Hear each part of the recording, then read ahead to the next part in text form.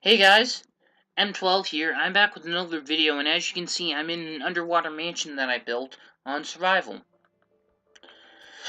I've added this new room in, but I'm not here to showcase some of the new rooms I've added, but to show you how I build stuff underwater. Because I figured there probably might be a few of you wondering how long it takes to build all of these, and it takes quite a long time, but I'm going to show you some tips and stuff that I use to do it. Now, I couldn't find any, resources to build, potions of night vision, which actually help you see better underwater. But if you don't, as you can see, I have some glowstone and torches that we can't use torches underwater. Now, you have glowstone that we could use. Now, the main thing you want to do, though, like what I have for all my entrances in my base, is put signs here. One there and one there. Water does not flow in. You can also use these as air pockets. Now, what I'm going to do is I'm going to remove one of these stacks of glass and replace it with a diamond shovel. This one's, of course, been used,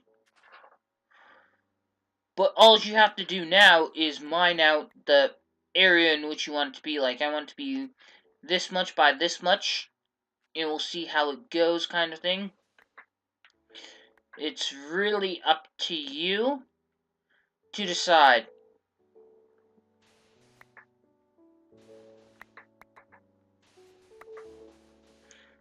I mean, I have a building, like, I have a room for trees and all that stuff, for wood to make signs and all that stuff. You don't necessarily need one underwater, but it does make it so that you don't have to travel too far for it. Now, as you can see, I'm about to lose all my breath. Now, it's not taking that long because I have because I do not have any potions, and that would mean I could build for like minutes and minutes without that. But as you can see, I have. It's kind of hard to see all the enchantments, so I'm just going to take this off. Aqua Affinity and Respiration 3. Now that's been helping me build underwater stuff because I can breathe for a little bit longer. Gives you those last few extra seconds needed to get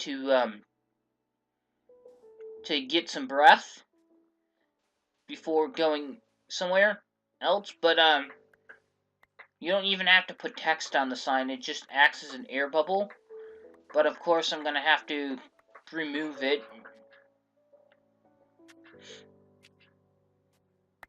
I did have Silk Touch on a pickaxe once, but I used it to mine up like a stack of dirt, mainly because I wanted grass down here. So I put a few blocks in each room that I wanted grass. I still have some left over, so this is going to be it. Because I'm going to sort of like make like a park-like thing. And I'm about to lose breath. And I keep falling down holes. That was close.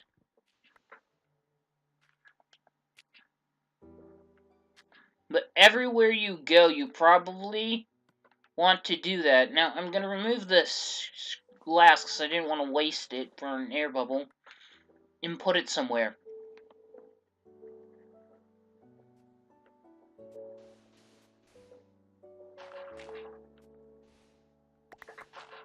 Now, it's pretty much just mining out all of this, like what you don't, where the foundation's going to be, but making air bubbles is essential as well. Now, another thing is that you have to take into account, while I'm doing this, I'm going to tell all of my, stuff I've been doing.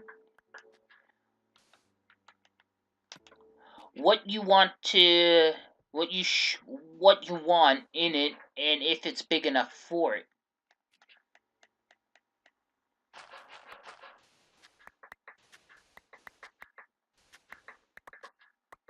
So you can sort of like determine that by yourself, how long you want it and all that stuff. I'm just going to make this a little bit bigger than normal because you have to include the fact that one layer of all of this, one row thickness is pretty much just straight up, it's just going to be straight up glass.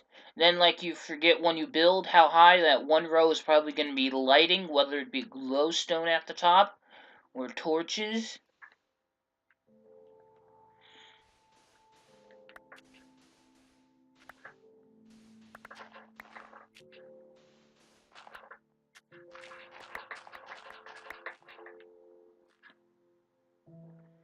So, I don't know yet, but, we'll find out.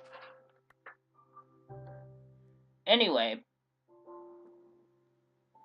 now you also have to sort of build in mind that, you'll also have to think that there are certain things that will not work underwater, so you probably have to put them in once you are done building, like, the framework of the room, where it has walls, a roof, before you can start putting in fancy stuff, such as redstone and all that. So, I have a lot of glowstone, but I'm gonna sort of use that to make redstone lamps, because I know I have a lot of redstone. I've been playing on this world a lot.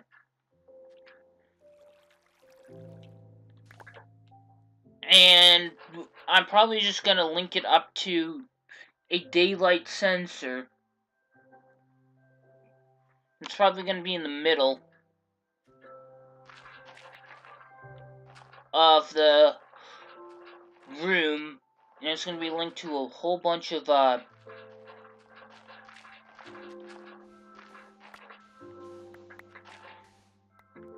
lamps.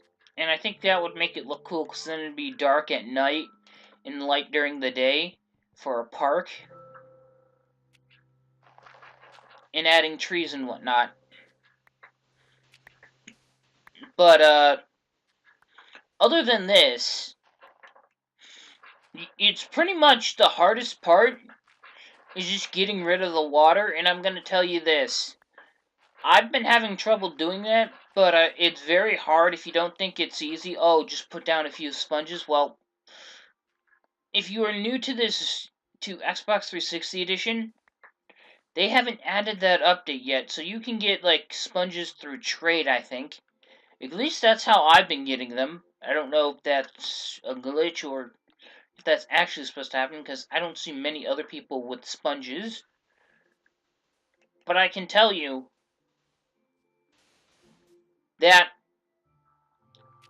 I can tell you this much. It's going to be hard to put blocks everywhere to get rid of them, but you have to put them in large amounts, like put down like 20 blocks, then mine it out. Otherwise, if you put down a block and remove it, all the surrounding water source blocks are just going to fill it in.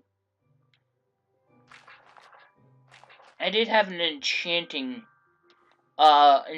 book of Unbreaking 3 that I realized I should have put on my shovel.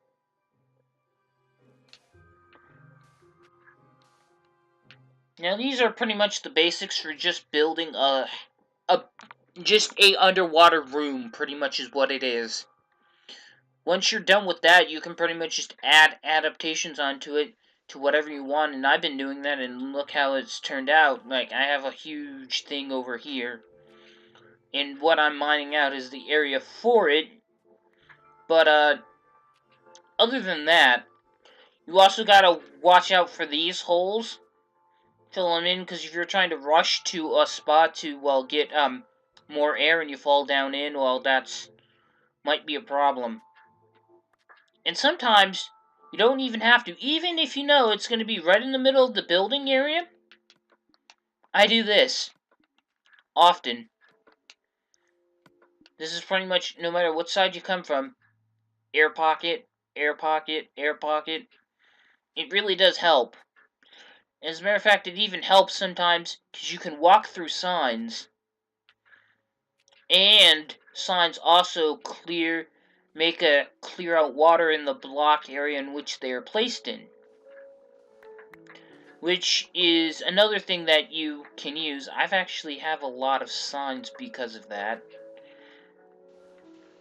I probably have like a small chest full of signs somewhere in my house, lying around somewhere. I don't even know which room it's in. I think I might have put it in the storage room, but that would have been in the big area.